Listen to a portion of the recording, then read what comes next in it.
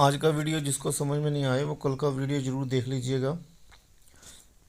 Topic है कि जब ये आपके शरीर पर कोई जो आप सवारी है, जो नेगेटिव एनर्जी है, जो बुरी शैतानी शक्ति जो है जो आपके पीछे लगी हुई है, जब ये सवारी के रूप में आएगी तो जब आप चौंकी लगाओगे ना, तो ये शक्ति जो है चौंकी लगाने पर जो है, जो स्त्रियां आपकी चौंकी में आएंगी उसके ऊपर बुरी दृष्टि रख लेंगी। अगर ये शैतानी शक्ति कुछ भी हो, कोई भी हो सकती है। ज़्यादातर शैतानी शक्तियाँ जो है लड़के होते हैं, ठीक है ना।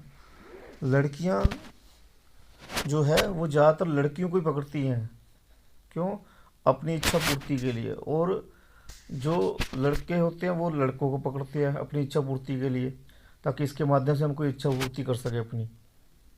तो जब ये शक्ति जो आपके ऊपर आएगी तो फिर ये जो है उस किसी औरत को जो आपकी चौकी में आते हैं उसको अपने वश में करने की कोशिश करेंगे और वश में करके आपके साथ उसका सेक्स करवा देंगे, ठीक है ना।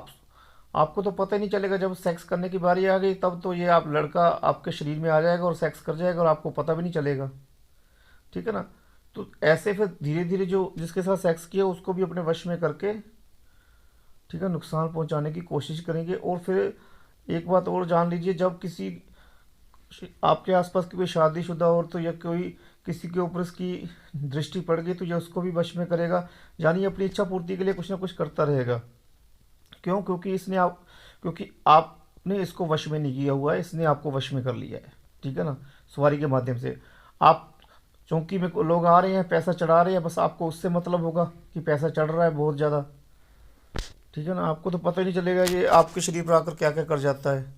आपको तो ये भी नहीं पता चलेगा ये कहाँ पर लेकर जाकर आपको घुमा कर लेकर फिर से आ जाएगा, ठीक है ना। तो जब जिस औरत के ऊपर वशीकरण हुआ होगा उसको परिवार वाले से किसी और के पास दिखाएंगे जो बजरंगबली का भक्त होगा, माता काली का, भैरव बाबा का, ठीक है ना, नाथों का भक्त होगा। वो भाई फिर जो वशीकरण है ना वो तो तोड़ देगा, और साथ में वो जो भूत आपके अंदर बैठा हुआ है ना, जो जहाँ पर चौकी लगती है वहाँ पर अपनी शक्ति भेजेगा, ठीक है ना।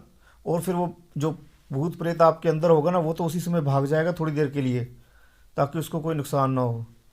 फिर वो नुकसान आपको होगा, ठीक है ना। आप बिस्तर पर लेट जाओगे और आपका किसी न किसी प्रकार से कोई नुकसान हो जाएगा। कोई किडनी फेल हो जाएगी, कोई कहीं की प्रॉब्लम पड़ जाएगी, कहीं एक्सीडेंट हो जाएगा, कुछ हो जाए, यानी कुछ ना कुछ आपको हो जाएगा। बचाने वाला आपको कोई नहीं होगा, क्योंकि वो प्रेत तो भाग जाएगा। वो तब आएगा अब जब वो शक्ति आपको बुरा हाल करके वापस जाएगी, ठीक है ना। तो जो भक्त होते हैं वो थोड़ी देर के लिए भेज दिया, ताकि जिसने कोई ऐसा काम किया उसको अकल देने के लिए, उसके बाद फिर वो वापस ले लेते हैं, ठीक है ना।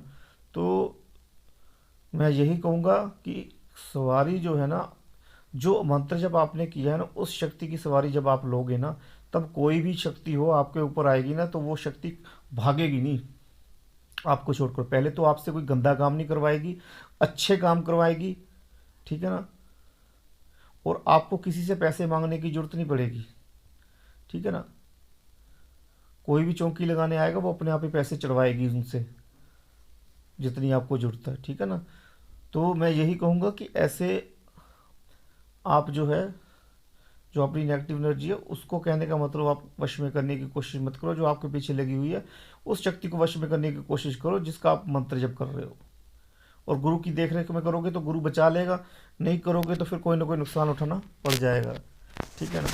ये टॉपिक देवी देवता की है, जैसे शैतानी शक्ति की, इसके बताने के लिए मैंने ये वीडियो बनाया था। पिछला वीडियो भी ज़रूर देख लीजिएगा।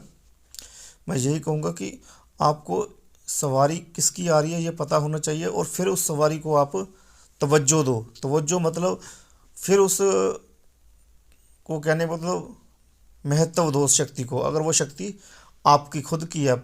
और जब आप सही तरीके से मंत्र जप करोगे तब वो शक्ति आपकी ही होगी। और जब आप मंत्र जप नहीं करोगे, ऐसे ही आपको कोई सवारी आ रही है, आप खुश हो रहे हो कि भाई मैंने वो मंत्र जप करके छोड़ दिया था सवारी आ गई, नहीं।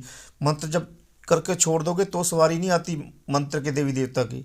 वो तभी आती है जब आप मंत्र का जाप करते हो। और जब कोई मंत्र का आप जाप करते रहोगे तो कोई नेगेटिव एनर्जी भी अगर ऊपर आने की कोशिश करेगी तो उसको मंत्र का देवता जैसे ही सिद्ध होगा ना उसको हटाकर साइड को कर देगा, ठीक है ना। और उसको आपका नौकर बना देगा, जो नेगेटिव एनर्जी होगी ना उसको आपका नौकर बना देगा।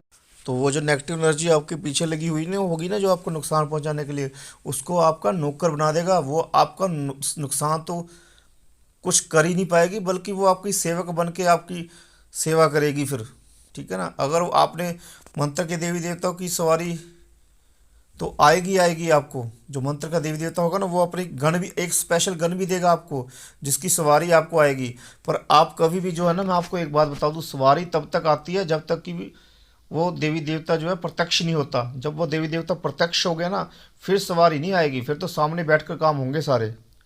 सवारी तब तक आएगी जब तक, कहने का मतलब वो देवी देवता खुद, सवारी तब तक ही आएगी जब तक कि वो देवी देवता खुद सामने प्रत्यक्ष नहीं होता। जब वो प्रत्यक्ष हो गया, वचन हो गए, फिर सवारी नहीं आएगी। फिर तो देवी देवता आपके पास बैठकर काम करेगा, सब काम करवाएगा, और आपको एक गण दे जाएगा स्पेशल, जो आपके बोलने पर ही उसी समय आ जाएगा और आपका काम करने चला जाएगा। ठीक है ना। चलो वीडियो लंबा हो रहा है, कल को अलग वीडियो बनाऊंगा।